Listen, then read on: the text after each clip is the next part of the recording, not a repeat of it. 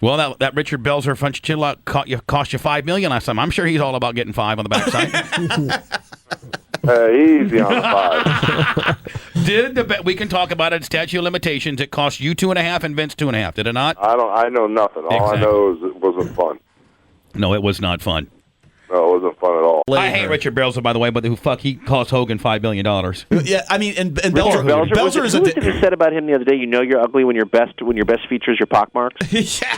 Hogan fucking body slammed him, cost Hogan and Vince $5 million. What? No way. Yeah, he heard it for real, yeah. Yeah, and in WrestleMania 1, when Mr. T and Hogan went to do the Richard Belzer show, Belzer asked how fake the fucking sleeper hold was, and Hogan zipped it in there shoot style, and fucking and Belzer passed out on the set. And he sued? And cut his gash wide open, his head wide open, and cost Hogan 2.5 and Vince $2.5 million. What a baby!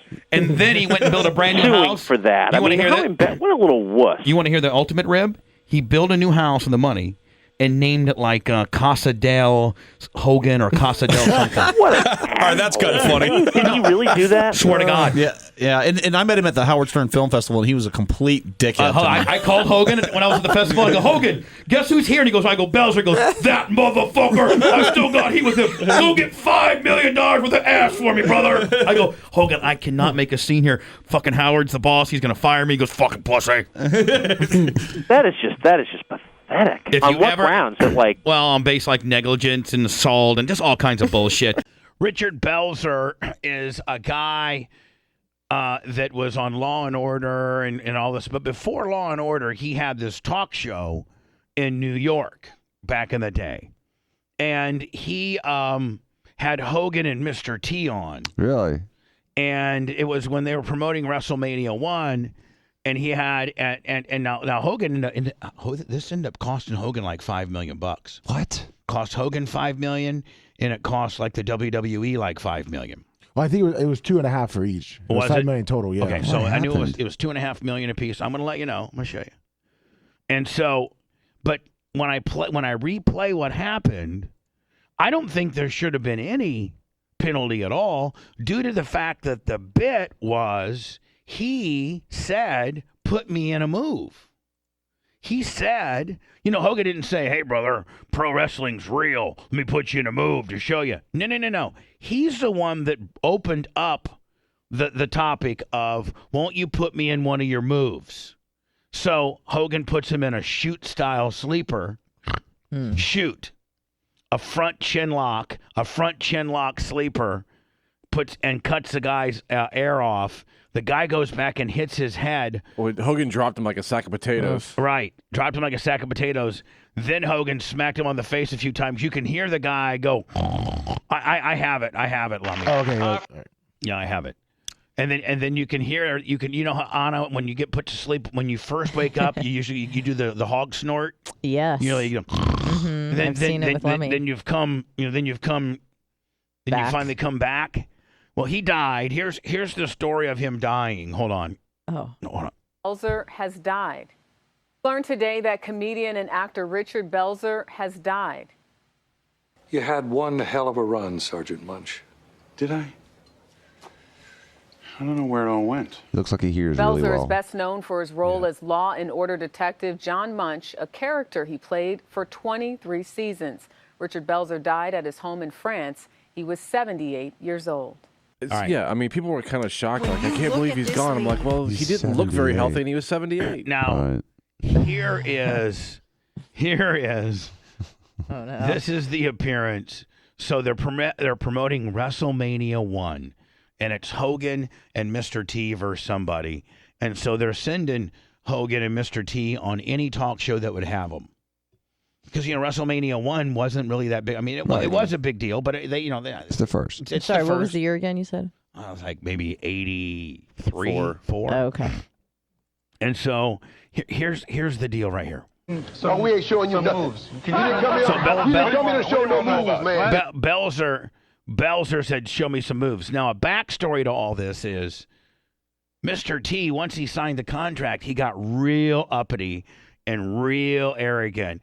And there came a point where even the day of the show, he wouldn't come to the arena. And when he finally did come to the arena, I don't know if he hit Vince up for more money or something like that, but even when he did come to the arena, he had like 15 or 16 guys with him, and he had a real bad attitude. And a week after this was like 2 weeks before the event, but like 3 or 4 days before the event, they really had Hogan on the media junket, just doing every show he could possibly do to promote this pay-per-view. And Mr. T started getting like, man, I ain't doing any of this stuff. You can start to see Mr. T's kind of bad attitude right now. Well, Belzer, I think he admitted later that he pissed off Mr. T earlier before Hogan came out. He did. He pissed off Mr. T by saying, show me some moves and this is fake and whatever. So Mr. T is not happy. He does not want to be here.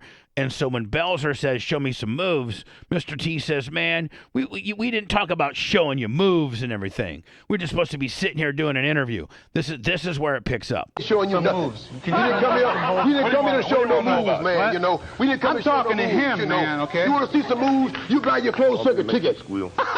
All right, we gonna show you some moves. Come on. Elementary. We're gonna show you some over here. And especially back then, the worst thing you could do is call wrestling fake to a wrestler. Right. Like it was, if you would do that, then they would shoot on you to show you. They would stretch you, as it was called, to show you that it wasn't fake. And so, Blitz, would you agree to this point? I probably don't agree on how Terry dropped him, but I would. I'm not trying to stick up for Hogan, but Belzer's the one that kind of got into this territory. Absolutely. He's like, hey, man, show me some moves. Yeah, Mr. T knew it was bad news, man.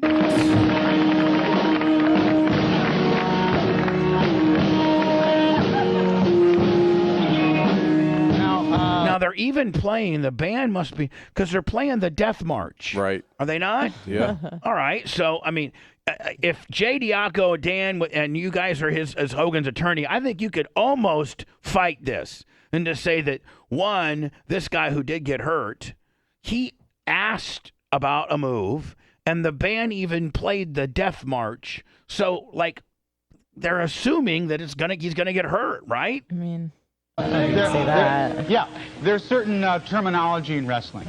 For certain. We're gonna show you the body slam. Take those glasses off. We're gonna show you the body slam. Take off my Mr. T wants him to give him a body slam on the hard floor. Glasses. Now, Red and Lummy are looking for. I did ask Hogan a few times about the Belzer stuff, and he begged off. Like, he did not want to get into it, as if he had signed maybe an NDA or something. So we're actually, Richard Belzer died over the weekend. Richard Belzer got a $5 million lawsuit from Hogan. I did ask Hogan a couple different times about it, and he didn't want to talk about it. Yeah, we have one clip down right now. See, let me. So what I just said right now, there's your setup. Gotcha. There's your setup for the deal. We're gonna show you the peach squeak sandwich. You just stay right there. Don't you come over here. That's right. Okay. So now, Dan, would you not agree? Like, Belzer's kind of in This looks character. staged. This looks so staged right now. I mean, like, he's talking smack to Mr. T, which you know that Mr. T would just crush him because this guy weighs about 95 pounds. Right, here we go. Now, the camel crusher, what's that? Camel clutch. I don't use that move because... Well, show me one of the moves that you use. What's your famous move? Well, I'm going to have to stick to the basics with you. The floor is a little hard here, and I don't want you getting hurt. There's something Well, I don't want you getting hurt either, so, be careful. Yeah, you can apply, nice and easy if you bend over. No, sorry. I'm sorry. Oh, that's all right, it's okay. Now, the first thing you need to know about amateur See, now wrestling... Hogan, now Hogan told me privately that he could tell this guy was a clown. And he's clowning the business by falling down, and he's he's completely, Not what like clowning. late night talk show hosts do. Yeah, no, sometimes. not David really. Letterman type, sort of. Yeah, not just over the top, fall down. Like, look how wiry. Well, it's cheesy, but he's like trying to be. The first thing you need to know about amateur wrestling, or professional wrestling or submission. Well, you just tell me, gotta pay respect to the guy. All right. Yeah. Here we go. So Hogan's saying. One of the very first things that you know about pro wrestling or amateur wrestling is the sleeper hold. Called a front chin lock. Front chin lock. Oh, It's a front chin lock. Mm-hmm. Now, Anna, this is like completely different than the way you've been taught, but it's nonetheless. I mean, if it taps you out, it taps you out. As effective. Watch. Now, did you see him? Did you see him hook the hand? It's like on the shoulder. Oh, not a rear naked choke, but like a front naked choke. Front chinlock. So now he's got his left hand on his shoulder, pulling his body up, and he's got his chin locked in position, and then the hand that's locked the chin is now holding Hogan's own hand to create like a vice kind of deal. How about it, T? Keep like that for a little while. So once Mr. T gives him the okay, it's a blood choke. Then Hogan just leans back to basically, what's that called? The carotid artery. So it just stops blood flow to the brain and just goes to sleep. And watch.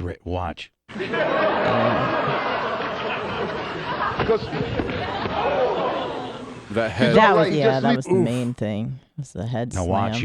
Like I'd be okay with Hogan putting him to sleep. It's the dropping him is the. I mean, obviously, cut his head open. And here's the deal, man. He disrespected the sport. I'm gonna shoot on you. I'm gonna shoot on you. No. Yeah, you do. He's sleeping. Really? Yes. Is there blood on the floor? I can't tell. Oh yeah. Not yet, but you can see. All right. Eventually. Now watch. You can hear. What's the guy's name? Belzer. Richard Belzer. You can hear him do the hog snore when he finally comes to. Right here, listen. I was a sleeper hole. He'll be all right. Right there. Now he's coming to. He's waking up now. That was a serious hole for a lot of people. Hogan gives us a stand. See? It works. All right, brother. And now, we'll be right back after this word from you-know-who. Now see the blood? Oh, my God. Yeah. I didn't see that before. Yeah. We'll be right back. He even thanked him. It looks like he even thanked him afterwards. He didn't know what happened.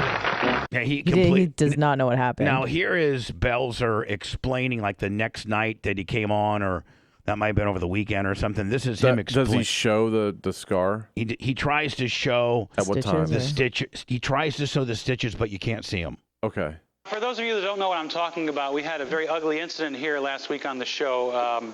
Hulk Hogan and Ms. T were here, and Hulk Hogan did a demonstration, and he hurt me real bad. I split my head open, and I was knocked unconscious and so on. So just to show that I'm not a part of their promotional tool and that this was real, I want you to take a look at this clip. And keep in mind, this was real. Take a look at it, and remember, I had no idea what was about to happen. And I'll be right back. Now, the first thing you need to know about amateur wrestling or professional wrestling or submission holds, you just tell me, brother, when you want him to quit squealing, okay? All right. It's called a front chin lock. Anna, can you imagine, Hogan being as big as he was, how much pressure? I mean, do you really feel good about yourself when you're like... When a guy calls you out in the business, is what you do as a man. I mean, it's someone so small. Yeah, I mean, he's is 230 versus a guy that's 95 I mean, like, pounds. wow, what a big, strong dude. But neither one of you realize the sanctity or the Yeah, I don't know. I hate to tell you, but like, I don't care. He might as well, like hit a kid with a baseball bat across the head because he called it fake. I'm not like. Yeah, but you gotta think this is back when WrestleMania 1, and like they're putting all the eggs in one basket. I understand. Hogan, as one of the boys, had to, when a pencil-necked geek, like Blitz said, it was kind of an underlying code that if somebody called you out that it was fake and you had an opportunity to show them a move or something, that you laid it in stiff. And you could have showed the move and not dropped him like that. You know, he even noticed the hard floor before the whole thing started. So. How about it, T? Keep like that for a little while.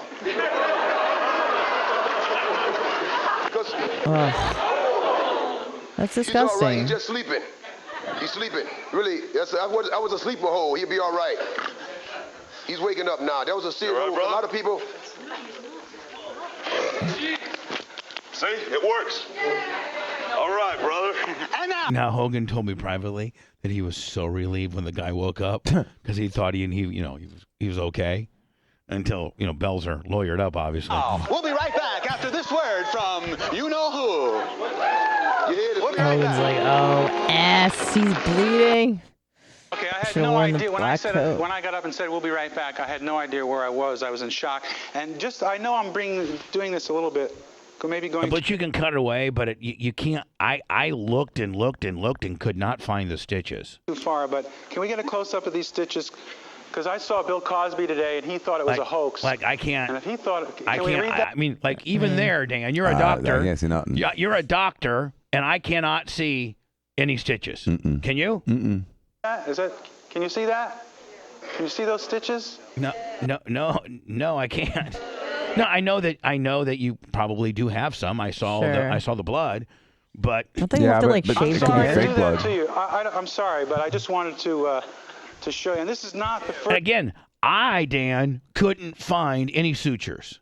None. Mm-mm. And usually, when you will suture a head, you will shave it around the suture, will you not? A lot of times, yes. Yeah. First incident between a professional wrestler and a television interviewer. Watch what happened to ABC's 2020 reporter John Stossel. Oh, he used to call it out all the time, though. He was antagonizing the wrestlers for years. Stossel. For those of you that don't know what I'm talking about, we had a very... I didn't see the Stossel deal. Yeah, he used to always mess with the wrestlers. Kind of like the comedian. So anyway, Lummy and Rat, Andy Kaufman, Lummy and Rat are working on this. Belzer, Richard Belzer, Hogan calls in the show, begs off on the deal.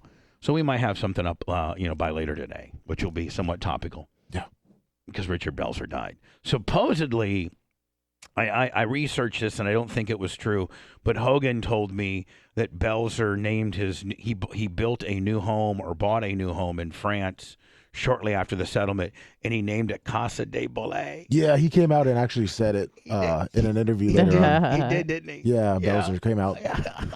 Casa de Bolea is what he named it. The